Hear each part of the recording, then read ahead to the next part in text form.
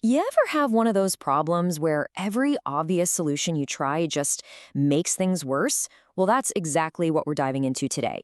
We're looking at three of the most monumental engineering challenges in history, where the real genius wasn't about more power or more force, but about thinking completely sideways. First on our list is, of course, the Leaning Tower of Pisa. I mean, by 1990, this thing was so crooked, so dangerous, they actually had to close it to the public. It was a ticking time bomb, just waiting for gravity to finally win the argument. And then you've got the Panama Canal. The dream, right, was to connect the Atlantic and the Pacific. But the reality was a solid wall of mountains, insane tropical downpours, and landslides so deadly they'd already killed 22,000 people on the first failed attempt. And for our final act, the mind-boggling Three Gorges Dam. The goal was to harness the mighty Yangtze River. But how on earth do you build a concrete monster like that in the middle of a raging river without, somehow moving the whole river first? So what we have here are three epic crises, each from a different point in history.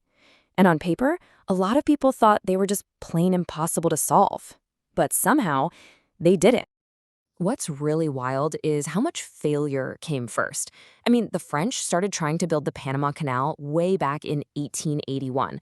In 1934, Mussolini famously tried to fix Pisa and actually made the lean worse. Yeah, worse. These weren't quick projects. They were brutal, decades-long struggles that really set the stage for something brilliant. And in every single case, the big breakthrough didn't come from pushing harder. It came from throwing out the obvious brute force playbook. The real solution was always something more elegant, more creative, and completely counterintuitive. Okay, so take Pisa. The dictator Mussolini was apparently offended by this imperfect Italian landmark. His solution? Force it straight by pumping 90 tons of concrete under the foundation. Total disaster. The heavy concrete just made the leaning sides sink even more. The real solution was the exact opposite. Instead of pushing it up, they decided to remove soil from underneath the other side. And this just shows you how incredibly delicate the whole thing was. It was less like construction and more like surgery. They used these 41 special drills to slowly, carefully pull out tiny amounts of soil. And by doing that, they let the tower's own immense weight gently settle it back into a safer angle. Just enough to save it, but not so much that it lost that famous lean. Over in Panama, the French went with the obvious plan. Just dig a giant trench, sea level, from one ocean to the other. The mountains had other ideas. The constant rain and landslides turned it into an absolute catastrophe. The Americans showed up later with a radical new plan. If you can't go through the mountain, let's go over it. The genius of it is the lock system. It's basically a staircase for ships. They dammed a river, which created this huge lake high up in the mountains. Then they built a series of these giant concrete chambers. A ship sails into one, they close the doors, and then, using nothing but gravity, water from the lake fills the chamber, lifting the ship up to the next level. They do this 3 times, and boom, the ship is 26 meters higher, sailing across a lake on top of a mountain range. And at the Three Gorges Dam, the textbook move would be to spend a fortune building a huge channel to divert the entire Yangtze River around the construction site. But the Chinese engineers had a much smarter idea. They decided to use the river as part of the construction process. They built the dam in stages, first squeezing the river through a narrow channel on one side, and then later actually routing it through special tunnels built into the finished parts of the dam itself. Absolutely brilliant. But an idea is one thing.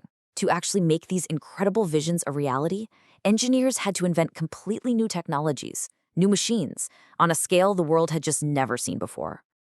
Building the Panama Canal, especially that legendary Calabria cut through the mountains, wasn't just about digging. Oh no, it was about creating and conducting a whole symphony of custom-built steam-powered machines to move millions and millions of tons of rock and mud. They basically invented a fleet of mechanical monsters for this job. They had 70 of these huge steam shovels, each scoop grabbing 2 tons of rock. They had a steam-powered unloader that could empty a 20-car train in minutes, a dirt spreader to level the mountains of excavated earth, and my personal favorite, the track shifter, a crane that could just pick up and move whole sections of railway line. That machine alone was a total game changer. For the Three Gorges Dam, the massive challenge was concrete. I mean, how do you pour 28 million cubic meters of the stuff with incredible speed and precision? and stop it from literally cracking apart from the heat it generates as it cures. Seriously, this wasn't just a construction site. It was like a high-tech concrete ballet. They had a fully automated system that transported the concrete around on a high-speed conveyor.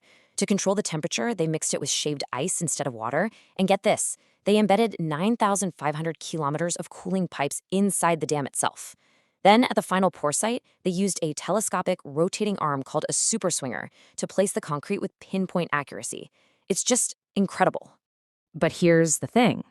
When you start operating on a planetary scale like this, when you solve one huge problem, you often end up creating brand new ones.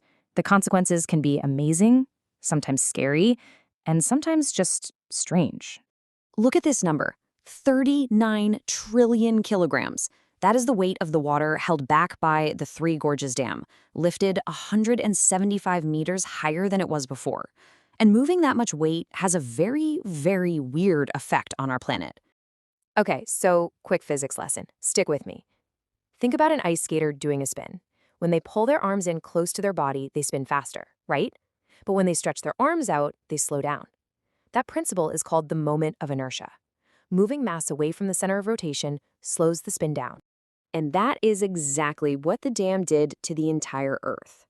By lifting 39 trillion kilograms of water further away from the planet's core, it actually increased the Earth's moment of inertia, just like the skater extending her arms. And it permanently slowed our planet's rotation. The length of every single day is now 0.06 microseconds longer because of one single structure.